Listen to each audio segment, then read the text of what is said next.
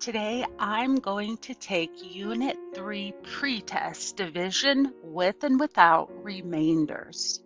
You took this pretest several weeks ago, and we'll take a post-test on Unit 3 on Tuesday.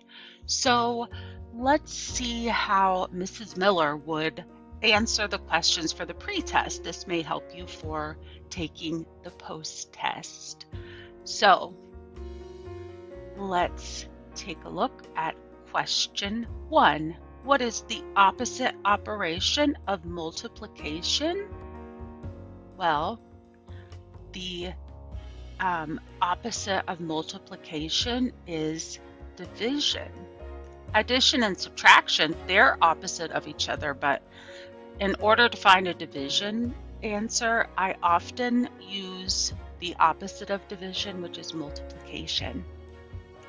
Okay, the second question is matching with vocabulary words. A dividend. A dividend is the large number that is being divided. The answer, no, that sounds like the quotient. The amount left over, that sounds like the remainder, and the number of groups that the dividend is being divided into. So I'm going to choose here the number that is being divided. The dividend is the number that is inside the division brackets, or typically the number that comes first in the division problem. The quotient, that is the answer to a division problem. The divisor is the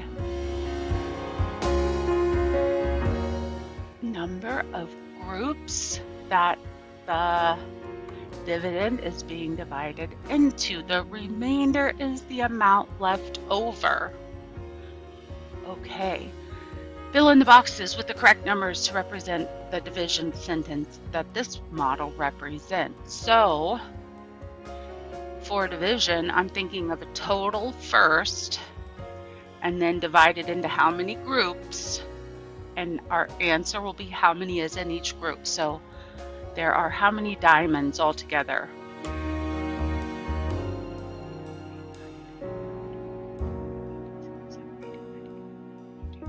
24 is being divided into 1, 2, 3, 4, 5, 6 groups.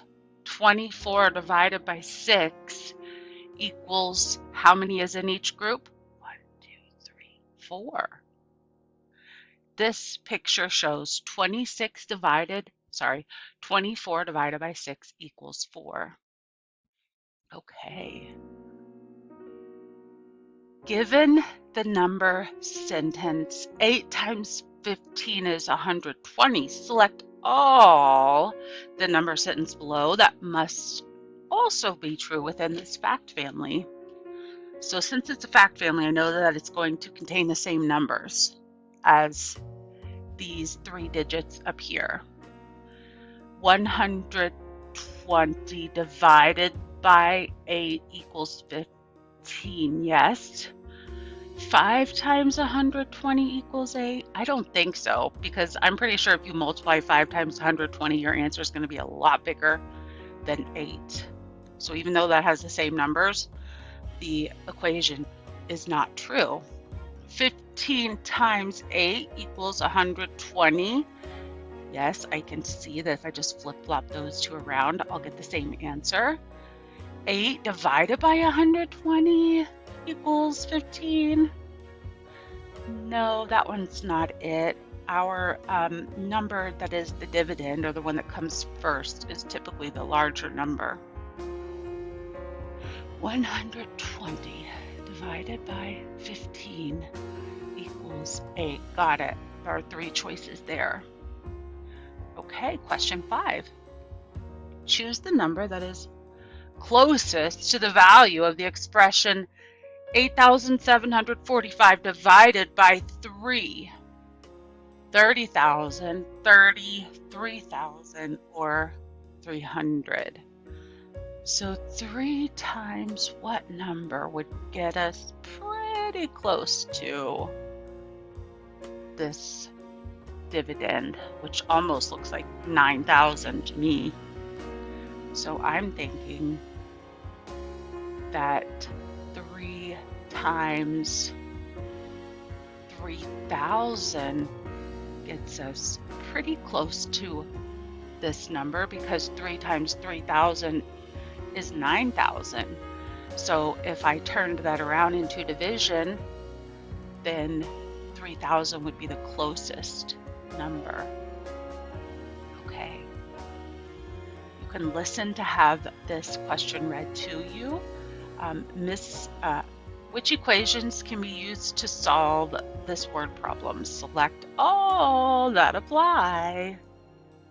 Mrs. Miller had 350 pieces of candy to divide equally among her 25 students. How many pieces of candy will each student receive? So, which equations can be used to solve? 350 divided by 25, but does that equal 14? I'm going to double check that in a minute. 25 times 14 equals 350. 350 minus 25, I don't think that one's it. 14 times 25 equals 350. 350 divided by 14 equals 25. So let's do a quick division problem here. I'm going to get out my whiteboard.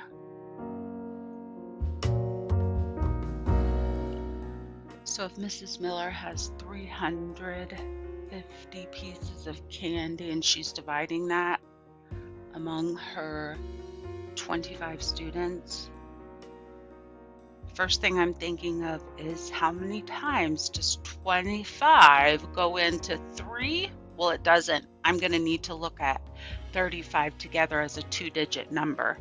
How many times does 25 go into the number 35?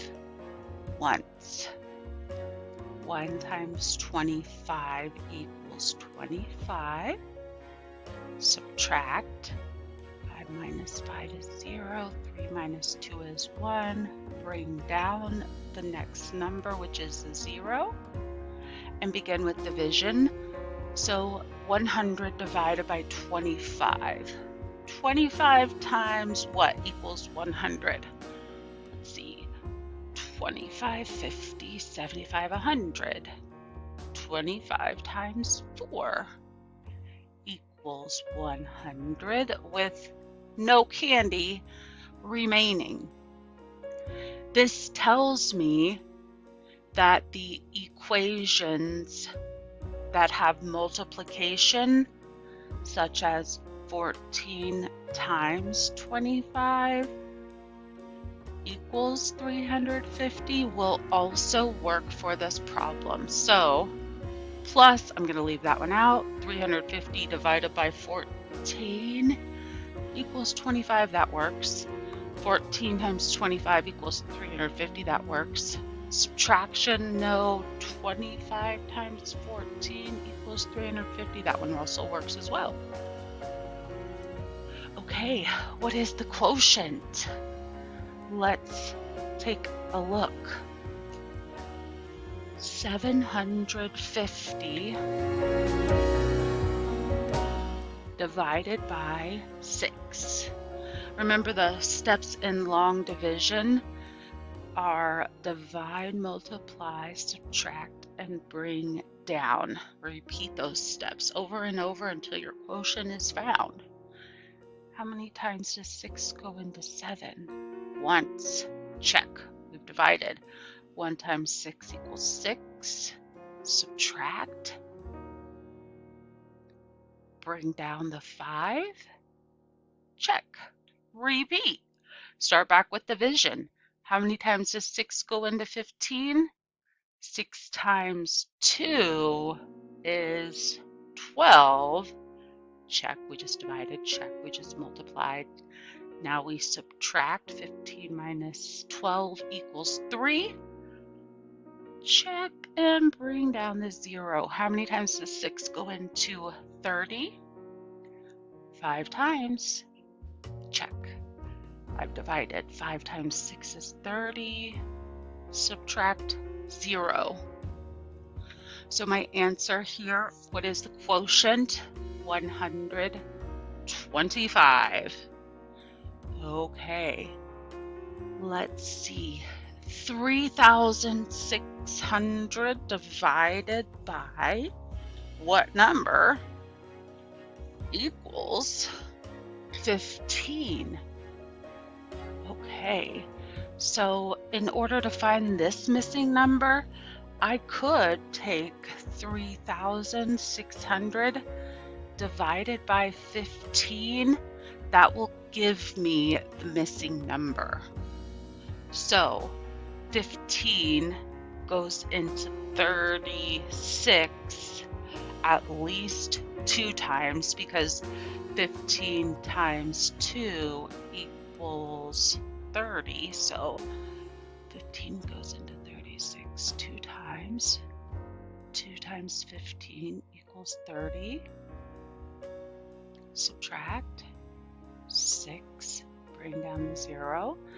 15 goes into 60 how many times? Well, if it goes into 30 twice, let's double that. 15 times 4 would be 60. 4 times 15 is 60. Subtract 0. I still have to bring this 0 down. 15 goes into 0 times. 0 times 15 equals 0. Subtract 0. No remainder. So our answer here, 3,600 divided by 240 equals 15. Let's do 1 or 2 more. I know that the question about the fairy was located on one of your homework assignments from last week. It's also available on my YouTube channel to show exactly how to solve that problem. So let's take maybe just this last one here, which is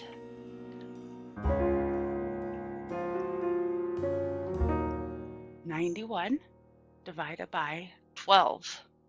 I can see there's going to be a remainder already. Okay, so how many times does 12 go into 91? Well, if I count by 12s to see if I can get as close as I can to 91, I am not real great at my 12s, but I know that 12 times 5 is 60. So 12 times 6 is 72. 12 times 7, add another 12, that would be 84. 12 times 8 equals 96. That's too much. 96 would be too much. So we can say that 12 goes into 91 7 times. 7 times 12 is 84. Subtract. Left over with a remainder of 7. Since there are no more numbers to bring down, our answer is 7, remainder 7. Then explain, how did you solve? Well, I solved by thinking about multiples of 12. These are my multiples of 12. And I knew that 12 times 8 would be too much.